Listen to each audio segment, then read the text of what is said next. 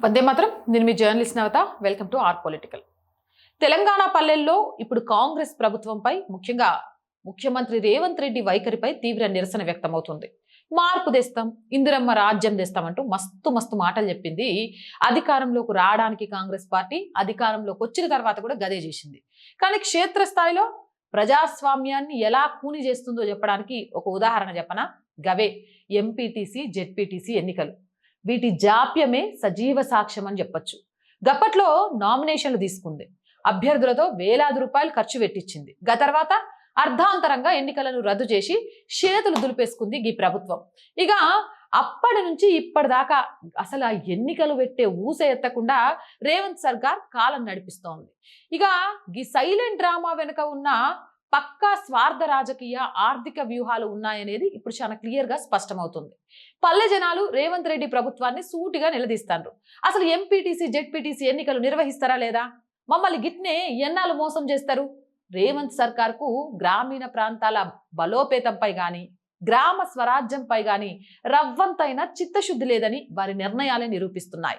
కేంద్రంలోని మోదీ ప్రభుత్వం నుంచి 15వ ఆర్థిక సంఘం నిధులు రావాలంటే గ్రామ పంచాయతీలకు ఎన్నికలు జరపడం తప్పనిసరి. గా నిధులు ఆగిపోతే రాష్ట్ర బడ్జెట్ నుంచి పల్లెలకు పైసా విధిల్చే పరిస్థితి లేకపోవడంతో కేవలం కేంద్ర నిధుల కోసమే హడావిడిగా పంచాయతీ ఎన్నికల ముచ్చటను ముగించేసింది. మరి ఎంపీటీసీ జెడ్పీటీసీల విషయానికి వచ్చేసరికి రేవంత్ సర్కారుకు ఎందుకంత అనాసక్తి? ఎందుకు సవతి తల్లి ప్రేమ?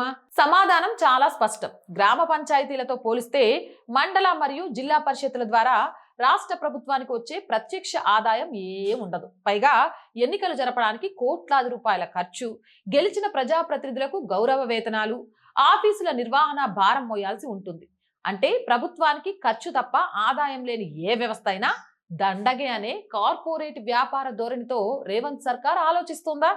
ప్రజాస్వామ్య బలోపేతం కంటే ప్రభుత్వ ఖజానా లెక్కలే కాంగ్రెస్ నెత్తినకెక్కాయా అని ప్రజలు మండిపడతాండ్రు. ఎన్నికల నోటిఫికేషన్ రాగానే గ్రామాల్లో ద్వితీయ శ్రేణి నాయకులు ఎంతో ఆశతో బరిలోకి దిగిండ్రు. అప్పులు సప్పులు చేసి నామినేషన్ పత్రాలు సమర్పించిండ్రు.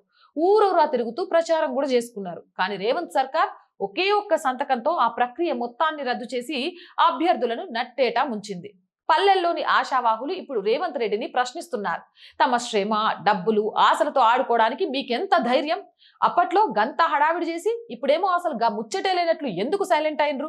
మీ రాజకీయ వ్యూహాల కోసం మమ్మల్ని బలిపశువులు చేస్తారా అంటూ క్షేత్రస్థాయిలో పార్టీ కోసం రక్తం దారపోసే కార్యకర్తలను, స్థానిక నాయకులను రేవంత్ సర్కార్ ఎంత చులకనగా చూస్తుందో చెప్పడానికి ఈ నిర్ణయమే నిదర్శనం అంటూ మండిపడుతున్నారు. ఇక ఎంపీటీసీ జెడ్పీటీసీలు లేకపోవడంతో తెలంగాణ గ్రామీణ ప్రాంతాల్లో స్థానిక పాలన పూర్తిగా కుప్పకూలింది. మండల పరిషత్ ఆఫీసుల్లో అధికారులను ప్రశ్నించే నాదుడే లేడు. ప్రజల సమస్యలను ఫోరమ్స్ లో లేవనెత్తే ప్రజాప్రతినిధులు లేకపోవడంతో అధికారులు ఇష్టారాజ్యంగా వ్యవహరిస్తున్నారు. లింక్ రోడ్ల నిర్మాణం, మండల స్థాయి నిధుల పంపిణీ, ప్రభుత్వ పాఠశాలలు, ఆసుపత్రుల పర్యవేక్షణ పూర్తిగా పడకేసింది. ప్రజాపాలన అని బోర్డులు పెట్టుకున్న రేవంత్ రెడ్డి పల్లెల్లో ప్రజల చేత ఎన్నుకోబడే ప్రజాప్రతినిధులు లేకుండా కేవలం అధికారుల చేతుల్లో పాలన పెట్టడాన్ని ఏమనాలి? అసలు ఇది ప్రజాపాలన లేక అధికారుల పాలన అని విపక్షాలే కాదు సామాన్య ప్రజలు కూడా విమర్శిస్తుంది. ఈ సైలెంట్ డ్రామా వెనుక మతలబేంటి? నామినేషన్ల దాకా వచ్చిన ఎన్నికలను రద్దు చేసి ఇన్ని నెలలవుతున్నా కనీసం దానిపై రివ్యూ మీటింగ్ కూడా పెట్టకపోవడం వెనుకున్న అసలు కుట్రేంటి? ఆర్థిక లాభ నష్టాలే ప్రతిపాదికన ప్రజాస్వామ్య వ్యవస్థల్ని నడపడానికి ప్రభుత్వానికి వచ్చే ఆదాయంతో లెక్కలేస్తారా? ఆదాయం లేకపోతే ఎంపీటీసీ జెడ్పీటీసీ వ్యవస్థల్ని శాశ్వతంగా రద్దు చేస్తారా? కేంద్ర నిధుల కోసమే డ్రామాలా? కేంద్రం నుంచి వచ్చే నిధుల కోసమే పంచాయతీ ఎన్నికలు పెట్టి మిగిలిన స్థానిక సంస్థల్ని గాలి కొదిలేయడం మాట నిజం కాదా? ఎన్నికలను వాయిదా వేస్తూ స్థానిక సంస్థల హక్కులను కాలరాస్తూ రేవంత్ సర్కార్ చేస్తున్న ఈ మోసాన్ని తెలంగాణ పల్లెలు గమనిస్తూనే ఉన్నాయి. కేవలం తమకు అనుకూలమైనప్పుడు, కేంద్ర నిధులు కావాలనుకున్నప్పుడు మాత్రమే ఎన్నికలు జరిపి మిగతా సమయాల్లో మొహం చాటేసే కాంగ్రెస్ ప్రభుత్వ ద్వంద్వ నీతి బయటపడిపోయింది. ఇకనైనా కాలయాపన ఆపాలి. ఎంపీటీసీ జెడ్పీటీసీ ఎన్నికలు నిర్వహిస్తారా లేదా అనే దానిపై రేవంత్ రెడ్డి స్పష్టమైన ప్రకటన చేయాలి. లేదంటే రాబోయే రోజుల్లో రేవంత్ సర్కార్ ని గద్దెదించడానికి తెలంగాణ పల్లె జనం సిద్ధంగా ఉన్నారనే హెచ్చరికల్ని ప్రభుత్వం గుర్తుంచుకోవాలి. అవునంటారా కాదంటారా? మీ అభిప్రాయం కామెంట్ చేయండి.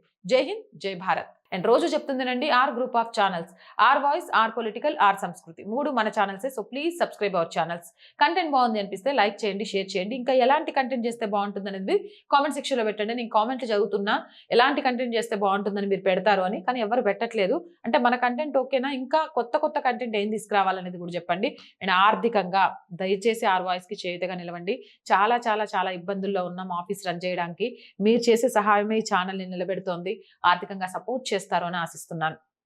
ఆర్థికంగా సపోర్ట్ చేయాలి అంటే సబ్స్క్రిప్షన్ పక్కనే జాయిన్ అనే బటన్ ఉంది. 1 to 5 లెవెల్స్ ఉన్నాయి. ఏదో ఒక లెవెల్లో సపోర్ట్ చేయండి. లేదా స్క్రీన్ మీద గూగుల్ పే,